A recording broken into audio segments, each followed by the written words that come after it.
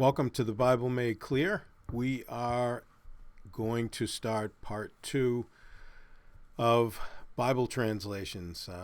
Why do we have so many different Bible versions? Now, in part 1, and I know that this can be a little bit dry and maybe a little bit into the weeds, but for those of you who are interested in kind of lifting up the covers and seeing how we get different Bible versions, part 1 will definitely answer that question, as to why.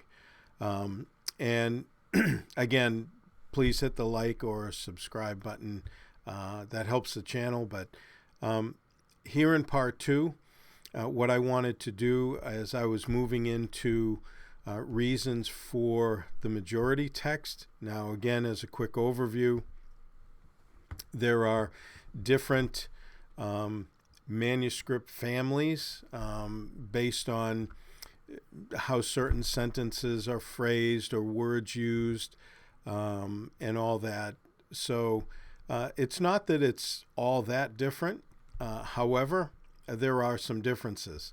Now, the majority text is exactly what it sounds like. It is the majority of the manuscripts that we have today. Those have been taken from a geography of the ancient Byzantine Empire, so they are sometimes called the Byzantine text. But they are the majority of manuscripts. They are a little later.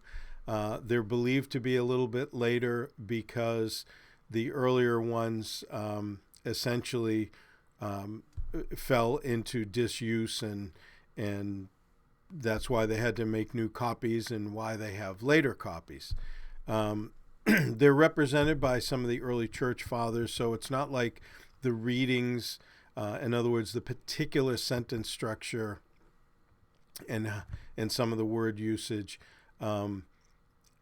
is it's the same essentially as some of the early church fathers. So it obviously has an early tradition in a sense. It has an early representation even into the first, second, or even almost into the 3rd century. Now, the same thing with the other text called the critical text, which is only really two to four manuscripts that are used. They're from Alexandria, Egypt. Scholars like them because they're 4th century manuscripts, maybe 350, around there. So again, we went over this in part 1, but those are preferred because they're fuller in the sense that most of the New Testament, not all of it, but most of the New Testament is represented in those few manuscripts, and probably because of where they were, down in Alexandria, Egypt, which is ideal for preservation.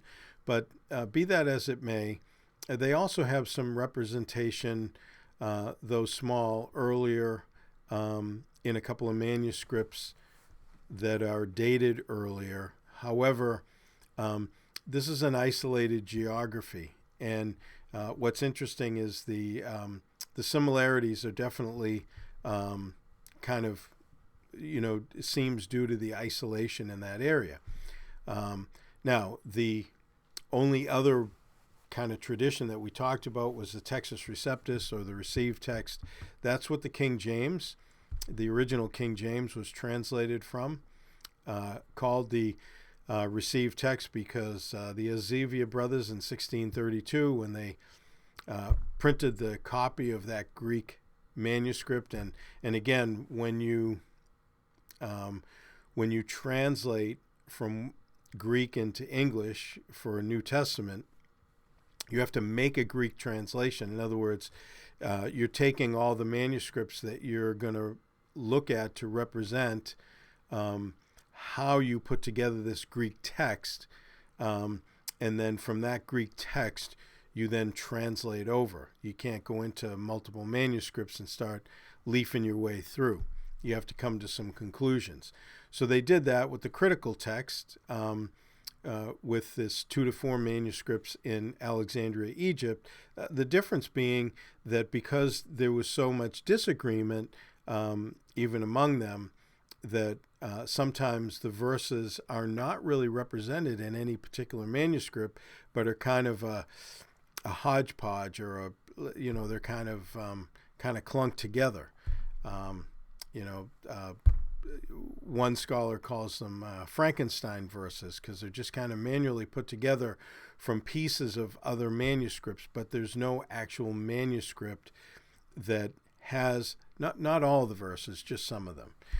Anyways, so those are kind of the three.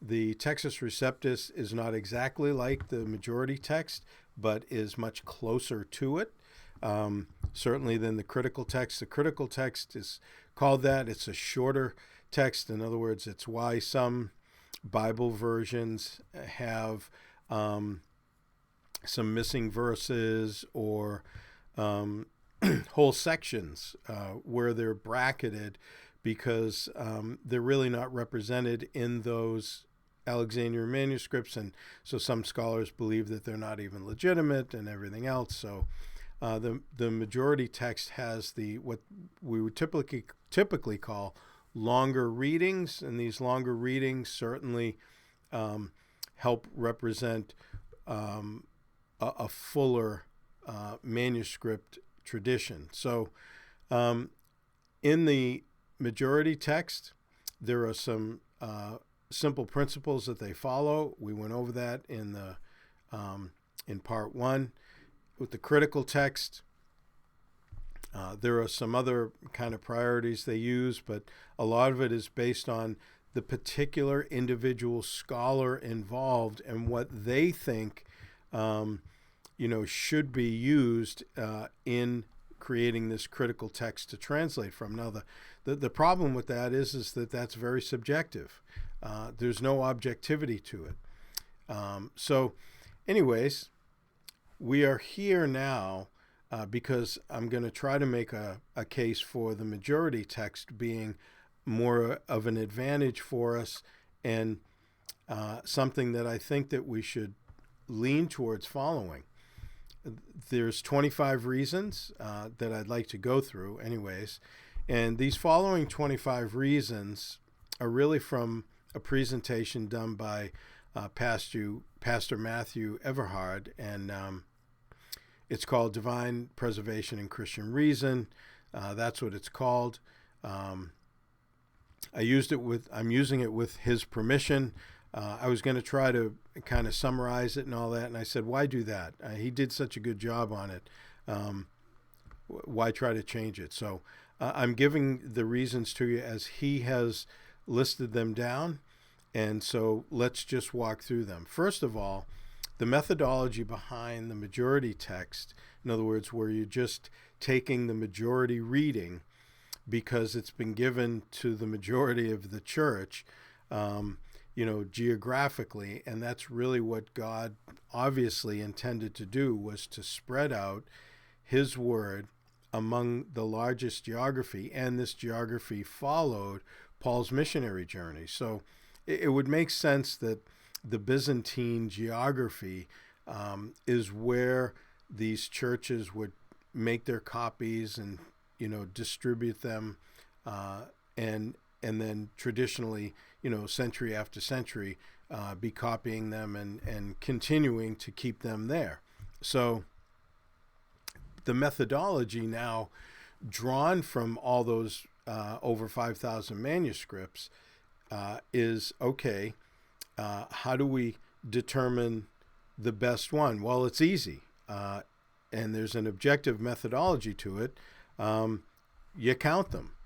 So if the majority of manuscripts in certain verses have a reading that is, whatever it is, that's what you go with. That's what God gave to the majority of the church. That's how it's resulted, and that's what's obviously been copied more. So, looking at it from that perspective, it's an entirely an objective methodology for establishing what the at least believed to be the original reading would be. Since we don't have the actual originals, we have to go by copies. And again, I just want to remind you that there are, at least 5,800 Greek manuscripts, and among all of them, including the Alexandrian manuscripts, we're talking a 99+% agreement. Any question on a word usage or how a sentence is structured or whatever here and there has absolutely nothing to do with doctrine. It doesn't change any of our Christian beliefs, doesn't change anything in our doctrinal understanding of God or the New Testament or the New Covenant. It is severely ancillary type thing, so it's really, you're not going to have a different understanding really going with one or the other. Now, the second reason for using these is the use of Occam's razor, which means that entities are not to be multiplied beyond necessity, which other text families require for their determination, along with subjective decisions by various scholars. So ruling scholars' decisions become the choice of what wins out. So in the majority text, it's the majority reading. And obviously, if there was not a majority reading, if there was some, debate as to, this is about a 50-50 split, then they would go with, earlier readings. And again, we went through those priorities in part one. But Occam's razor means, why would you multiply the reasons why to look at some particular reading as being the better reading? It becomes subjective. You start adding all these subjective aspects to it. So that's why Occam's razor is used as number two when we do that. Number three, the ubiquity of geography. In other words, it's the distribution of manuscripts in Byzantium. In other words, the Byzantine Empire, that geography. And so with that kind of distribution, like I said, that's where Paul's missionary journeys were in the book of Acts. That covers really where the churches were and everything else. So it would make sense that that's where the copies were continuing to be made and distributed. So if we have manuscripts from that area, and that's where the multiple comes from, over 5,000, then we should certainly use those as the reading, it would certainly seem to me. Apostolicis, yeah, it's going to be easy for me to say.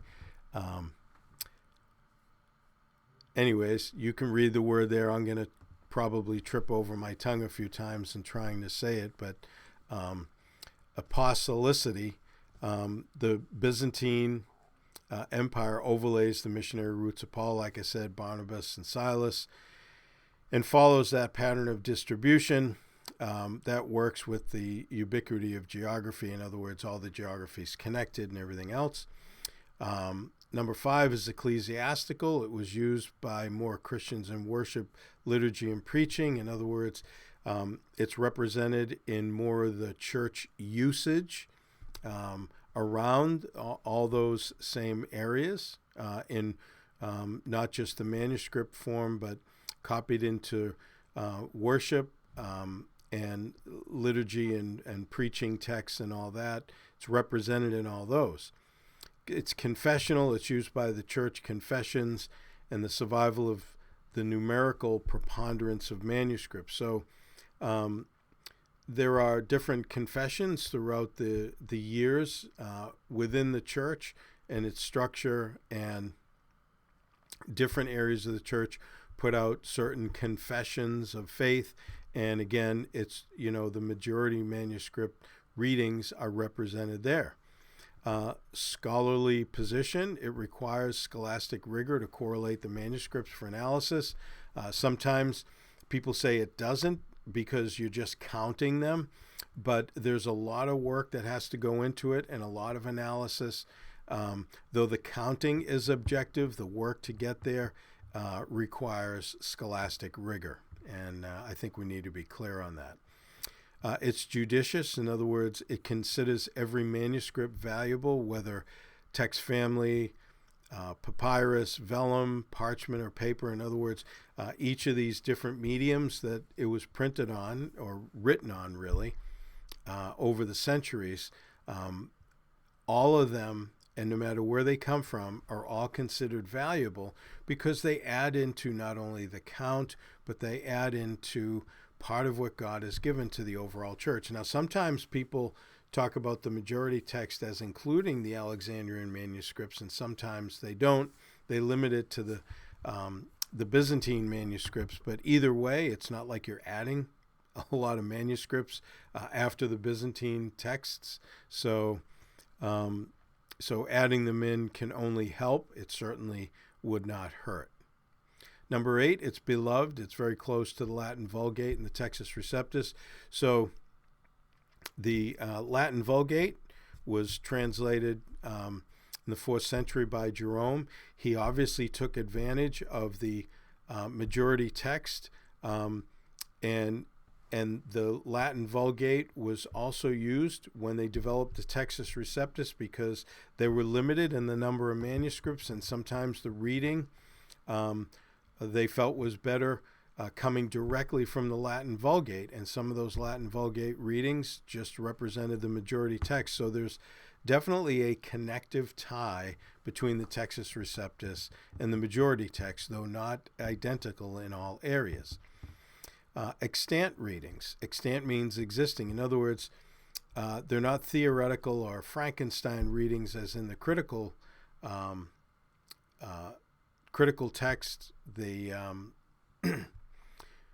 That should be actually CT, not CR. But anyways, the critical text has readings like I mentioned earlier that are have to be kind of clunked together because they're not really represented. Like when they put together a Greek text to do the translations for most of the modern versions that we have today, some of those verse readings are not actually represented in any actual single manuscript. You may get half a verse out of one manuscript, half out of another, because they think that that's the better way to go, but that's where it gets very subjective.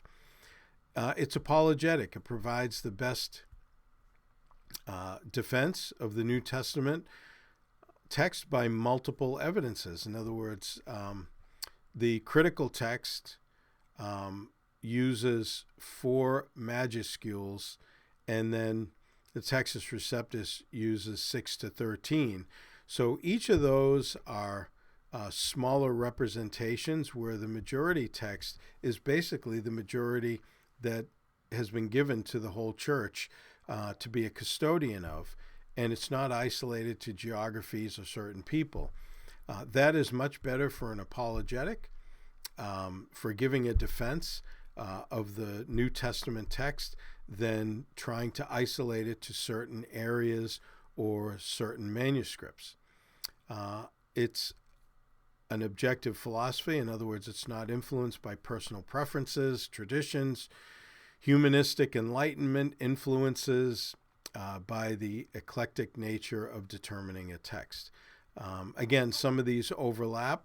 I think Matthew did a great job, but he's giving you different nuances in each of these. And, being influenced by personal preference or tradition is not healthy, because you don't know if the tradition is pure or the personal preference is. Certainly, humanistic Enlightenment is not really, like, hey, we know more today, so now we can change the dynamics and the reasons for why we're going to pick a certain text. We haven't got any smarter in that way. I think we need to just leave it as what God has given the church in, numerically and geographically. Historical. It doesn't guess at what a scribe should have or would have done, but what they actually did. There's no conjecture or motive, for guessing. So, again, sometimes they'll say, well, we think that in the shorter critical text, they'll say, well, we think there was a scribe that was trying to say this or should have done this or look like they might have wanted to correct this. Well, you don't have to make any of those guesses. It's just what is. Number 14, it's moderate. It's between the critical text and the Textus Receptus and can support and include both without excluding the others. The critical text has to exclude kind of everything else. The majority text can include both of those and get the best out of every manuscript that exists. I think it's really a phenomenal way to look at things. It's secure. It's not possible to manipulate the data. It is what it is because you're only going by an objective analysis of the number of readings and what the majority reading is. You can't change it. There's no manipulation possible. It's just the math. And again, like I say, there's some other criteria if for some reason there is no majority found that you can go through. It's miraculous. It reveals divine preservation over time and through the continued existence and usage of the majority of manuscripts. It's not the telephone game, right, but maintains more agreement through the many years of transmission. There is no other way to explain the coalescing of majority of manuscripts other than the Holy Spirit's guidance and guard. And really, as you look at it, I mean, the transmission has been phenomenal. The copying and everything. Sure, there's errors, there's misspellings. They didn't have a Webster's dictionary to go into and say, hey, how do I spell this? How do I spell that? Even in English, we've changed the spellings of things over the years, but the misspellings in the Greek do not change what the sentence is saying. They know what the word is, and if there is a misspelling, actually it can be very helpful because it's like a postage stamp that you can watch the error being copied, and then you know really where it's coming from, and perhaps helping in dating the manuscript. It's realistic. It allows for the possibility of human error in copying, but doesn't change or alter the text when measuring against the multiplicity of manuscripts. I mean, you got a ton of them, so it's not like, if somebody copies a word wrong, you're not going to know what that wrong word is because it's in so many other manuscripts copied correctly. So again, this is where the scholastic rigor comes in. It's sensible. It's not prone to hyperbole, conspiracy, evil plotting, or other nonsense to explain varied families of text. Now, there are King James only people that say it has to be the received text and it has to be the King James, the old King James. Otherwise, it's not the Word of God. I think that's short-sighted. I think that God has given his word to the whole church and not just to a segment. I do understand that the King James, look, I use the King James myself. Out of the 35 Bibles I got, 30 of them have to be Old King James, okay? So the point is, I'm not against the Old King James. I love it. I actually prefer it. There's more helps to it. Strong's Concordance is keyed to it. There are so many other Bible references that are keyed to the original Strong's Concordance numbers. I use the King James Version. The only other version I really use is the New King James if I teach or if I'm filling in at the pulpit, because obviously it's easier for people to follow. However, unfortunately, people in sometimes the critical text camp as well as the Textus Receptus camp have a tendency to apply some devious motives to other groups because they're not using that one particular text or whatever. And I think that's the wrong way to go. I think that we can keep the conversation in a, in a an adult scholarly conversation. And if people fall to one side or the other and that's their preference, that's fine. I look at this as, if it was a different Bible, if this was like a New World Translation or something really bad like that, that teaches you the wrong thing, then yes, I think that we need to exclude that. But to exclude because of preferences or other things, I think is the wrong way to go. We have the majority of manuscripts. Let's utilize them and come to a great Greek text to translate from. It's stable. It's not subjective to dramatic sudden change, even with the discovery of any archaeological discovery, because we already have what we have. Adding a few pieces is not going to alter what it says, right? I mean, even if you found 50 new manuscripts, that's not going to alter really what we have. It may give us insight. It can add certain light to it in different areas, but it's not going to change the text. It's canonical. It retains the larger readings, such as Mark's ending and John's adultery passage. I think that's important. Those readings are represented, though not in the few manuscripts that are Alexandrian manuscripts, the critical texts. They have a portion of representation or maybe space allotted for them in there. However, they don't have the same respect for those readings that the majority text has. So I don't think that we have enough evidence to say that the adultery passage in John or Mark's ending should be removed.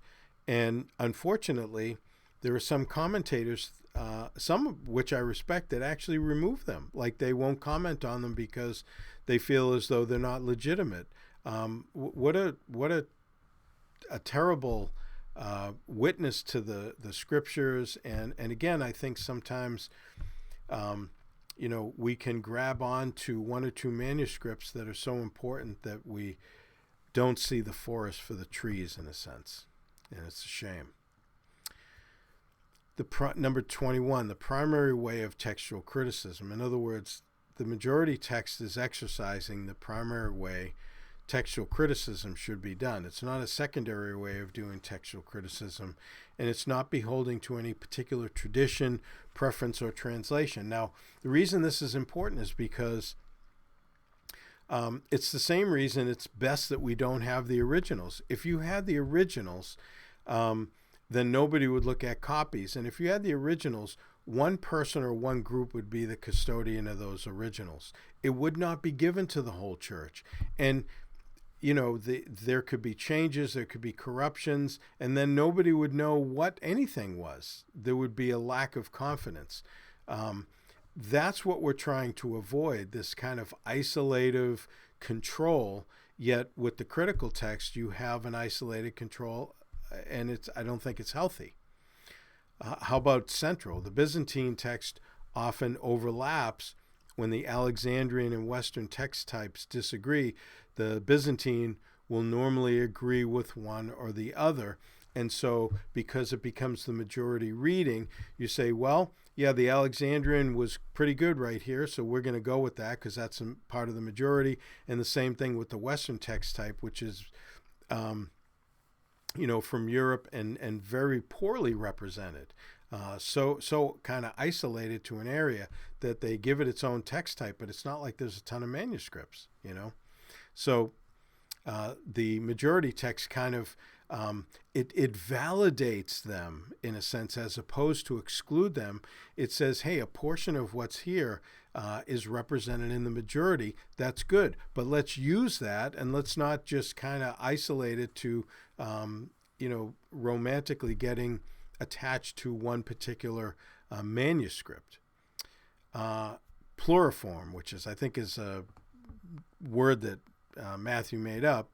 It says can be found in all source materials, manuscripts, lectionaries, patristic or early church father writings, letters, sermons, etc.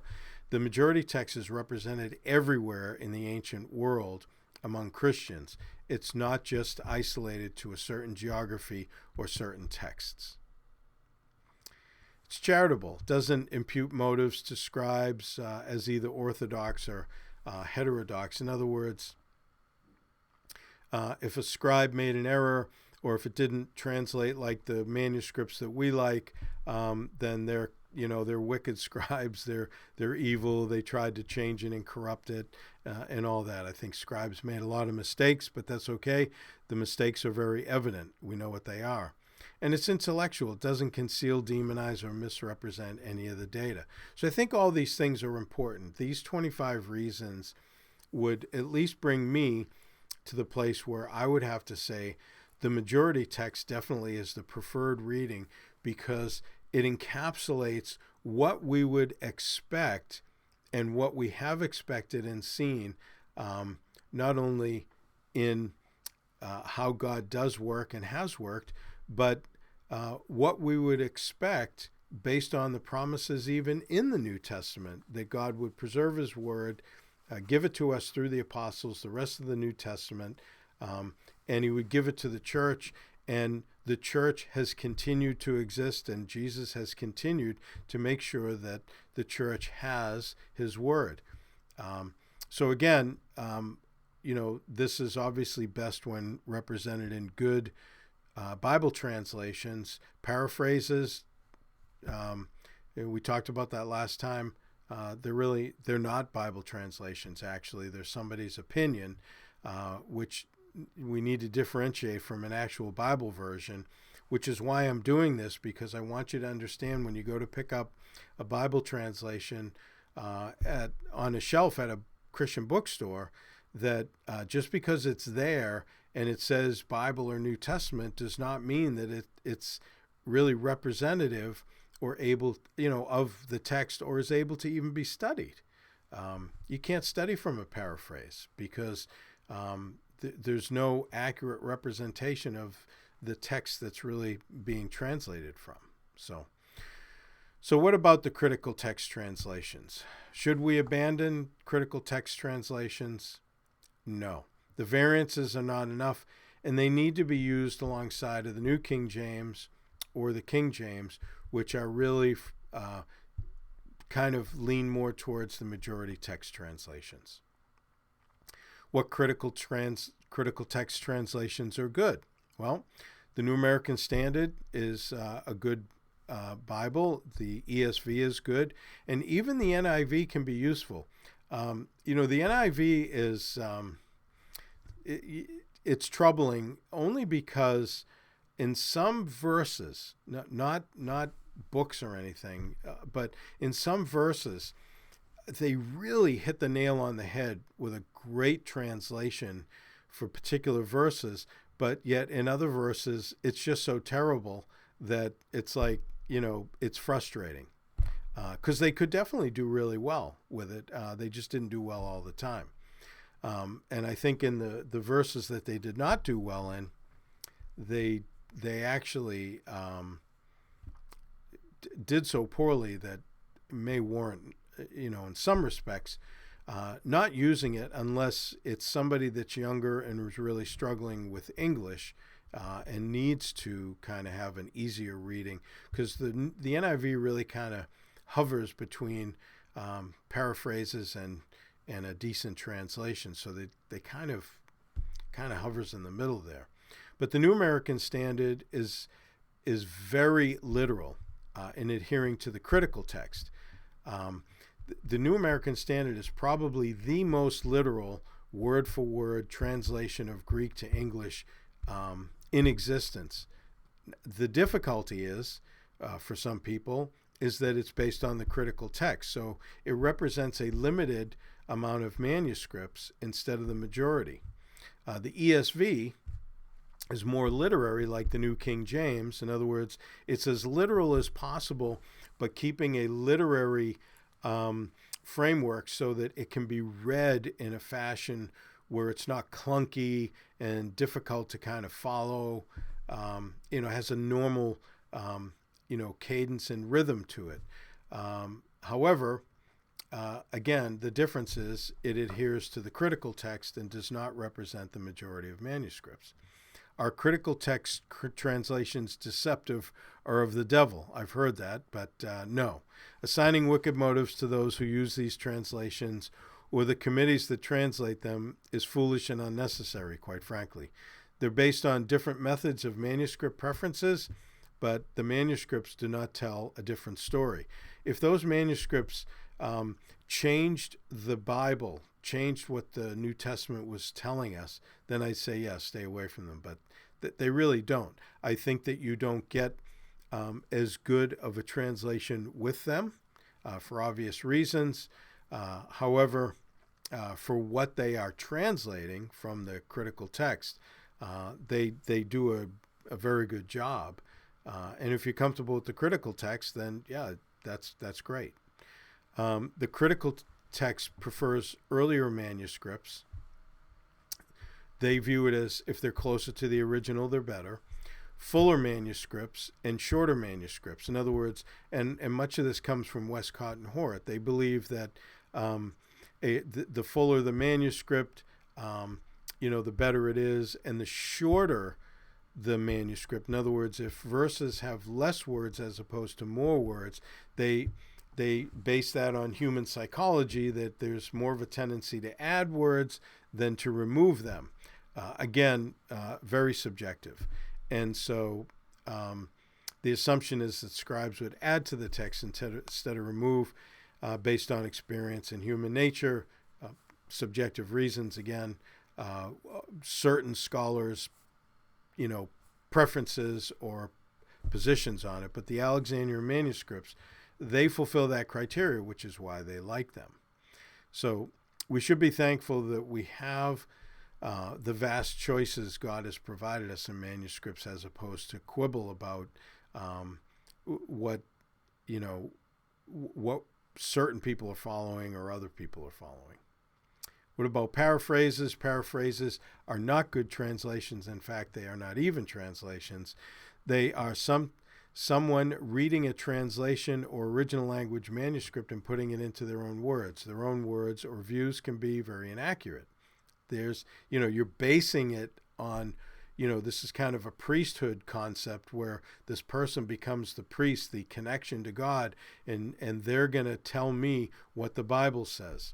I'm not really comfortable with that. I'd rather have an objective translation committee provide that information where I'm not an original language reader.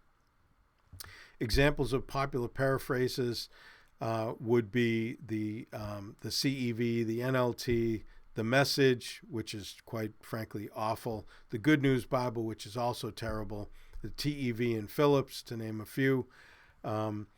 But those are examples of paraphrases. What should we do with paraphrases? Some paraphrases can have devotional value when they're used with a good translation and the knowledge of what the Bible already teaches before using them. In other words, for example, I know what the Bible teaches. I'm comfortable with it. Though I use a King James, I usually get into the text behind it. So, I'm looking up words and word usages and some of the grammar and stuff like that. So I'm not struggling to know, in a sense, what the verses actually say. So if I know that, then I go and I use some paraphrase to see what the perspective of that translator wanted to bring out, what they saw in the verse. Like in the Phillips translation, I'll read that sometimes to make a verse comparison to see, how did Phillips view that? Like, what was his perspective when he read that verse? And sometimes I say, I really think he caught the essence of that verse, what Paul or Jesus was trying to say. And then sometimes I say, oh my gosh, I can't believe he was so inaccurate. See, that's the thing. It goes both ways. It can help you with insight. On the other side, if you're not comfortable with what the Bible says in the first place, then you can be swayed to a direction that you don't want to go in. And that's my point. It's not possible to study from a paraphrase since they don't represent any actual text, and so their value is limited, if any, certainly in that way. Some people will never study the Bible because they'll never get out of a paraphrase. They'll only read a paraphrase. They'll never get into a good translation, and because you can't study from a paraphrase, they'll always read the Bible like a novel, and then they'll wonder why they can't come to the same conclusions and gain the same insight from the Bible, that other people can. And it's because, quite frankly, they are not willing to kind of, roll their sleeves up and get into it. They want to kind of sit there and have everything spoon-fed, but it's like everything else in life. I think it was G. Campbell Morgan that had somebody in class tell him one time that the Bible was dry, and he said, then moisten it with the sweat of your brow. In other words, put a little effort into it. It may seem to be dry. There's certainly portions of the Bible that are dry, but it's all there for our advantage and our learning and our example. So we need to, the more exciting passages, the less exciting passages, we need to understand it all in its context. Otherwise, we're not going to understand it at all. And that's part of the problem in the church in America today, is that they've been used to being spoon-fed, this kind of baby food, and their teeth haven't been used. And so, if they can't, just eat it with their gums, they spit it out. They can't handle it. They're not interested. It's not healthy. People have to mature. They have to grow up and start to put effort in and to chew adult food. But unfortunately, you get a lot of preachers that either using these awful paraphrases, or some preachers don't use a Bible at all. I just don't get that. They want to walk around stage, look cool.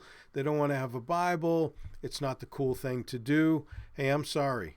I have respect for God. I have respect for His Word. I'm going to carry a Bible. I'm going to read from the Bible. It's God's Word. I'm not there to make it up on my own. And I have watched very popular preachers talk about the Bible with no Bible, say things that are heretical, and then everybody in the audience be wowed by it. And that's because they are not given what they need to have in order to know what the Bible teaches. In other words, they're not taught the Bible. So when they have to analyze whether what they're hearing is doctrinally correct, they don't have the tools for it. They don't have the skill. They don't even have the understanding. They only have the limited baby food spoon feeding that they are receiving, and it's not doing them any good.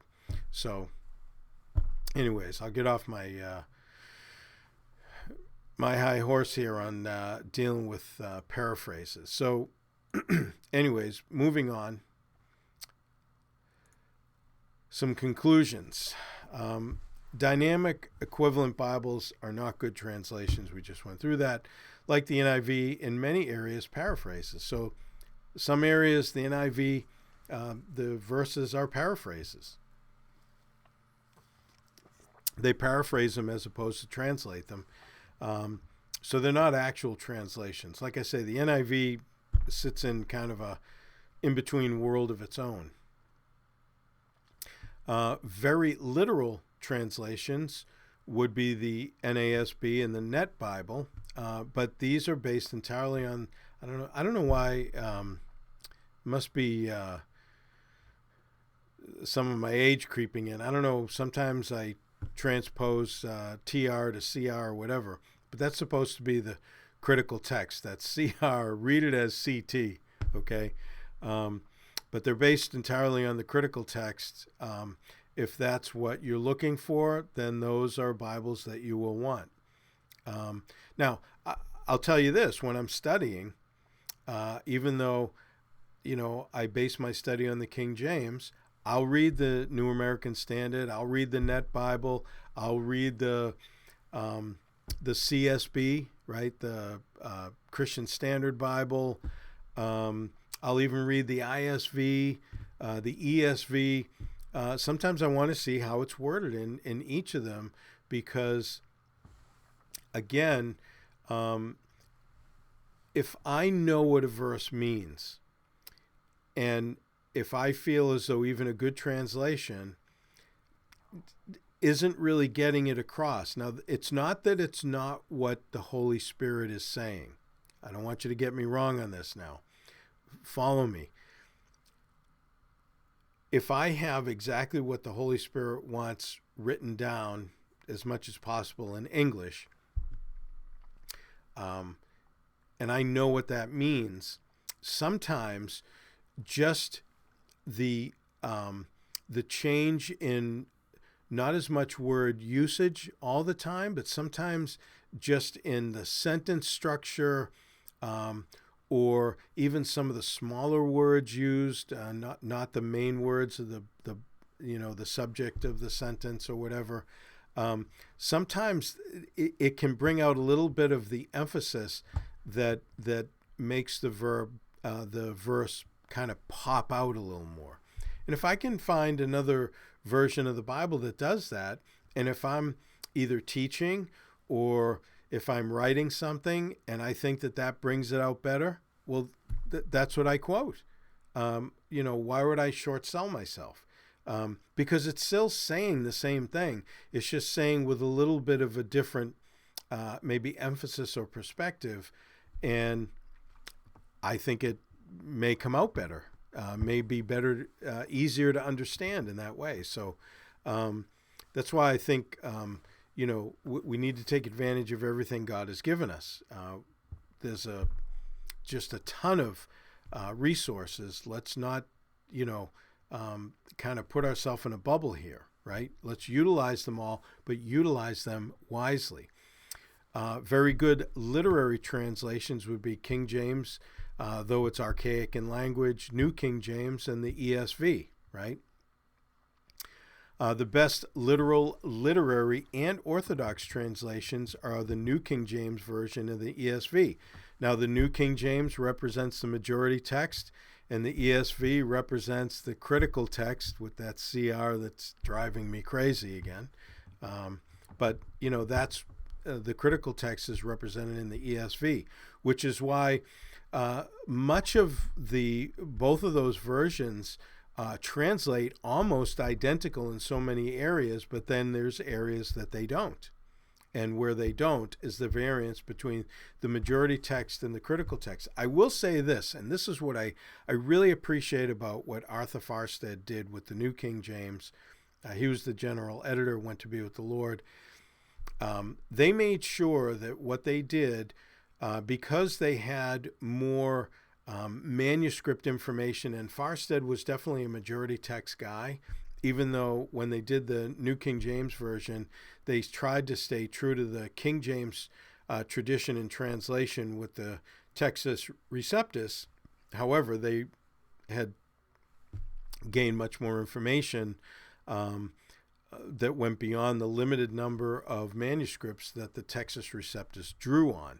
So there's a lot of footnotes in the New King James that are there to represent alternate readings and all that. And I think that is the fairest way to do it, because that means they didn't make all the decisions for you. They made the translation decisions, but where there are places that, even in the Old Testament, for the most part, we follow the Masoretic text, the Old Testament Masoretic text, which is obviously more accurate, and it's kind of the best of the Old Testament manuscript traditions. But sometimes, for some reason, in the Old King James, they didn't follow the Masoretic text in certain verses.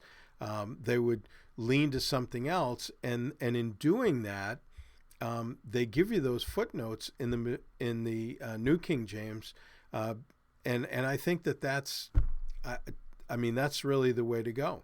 Um, Look, most people don't read the footnotes. That's fine. But if you're studying, if you're digging in, if you're in the deep end of the pool, you want to know what some of those variances may be. Not that they really change much of what's going on, but it's very helpful when you're studying and you're digging in. The advantage of the King James is many Bible support helps, like I've said, are keyed to its words, the strong concordance numbers. But the language can be difficult for many people. The New King James fills this gap and gives the best of both worlds for those who want a majority text representation. Now, the Strong's Concordance is basically Strong went through and essentially assigned a number to every Old King James word. And then in his concordance, he would tell you could look up where it was. All you'd have to know is one word, and you could find the verse that it's in. And then he also had a dictionary, lexicon in the back, and gave a brief definition of, what the words meant. So if you didn't, want to go out and get all these expansive dictionaries, you wouldn't have to. You could just at least get a good understanding of the word. And you could do it by number. You knew exactly what word it is, which again is very helpful because a lot of times, like in the New Testament, for example, when it talked about Jesus praying and other people praying or asking, there's different words in Greek for ask, but it's only translated ask in English. So what's interesting is the word for ask, when Jesus would ask the Father or whatever, that word is only used of people that are on an equal plane, an equal footing. There is no inferiority to either person. But when Jesus says that we should ask the Father, right, it's a different Greek word used, and that word means to beg. It is of a beggar coming to somebody pleading for something. So you have somebody on a much more inferior level asking somebody else for something. That word is never used of Jesus. Now, again, these come out in the original Greek language, but they don't come out in English. So this is the advantage of kind of, taking one step and getting, behind the English when you're going through. It's always helpful to know what's behind the text in that way. So anyways, that's the end of it. Hopefully this was helpful. I certainly want to thank Matthew Everhard for, doing the initial work on these 25 reasons that I gave you in part 2 here. But I think that, look, we have such a great opportunity for so many good translations today. Don't short yourself, but I think that no matter what Bible translation you prefer, I think that you would advantage yourself if you're not using the New King James Version. And look, I'm not endorsed by Nelson or any of that stuff.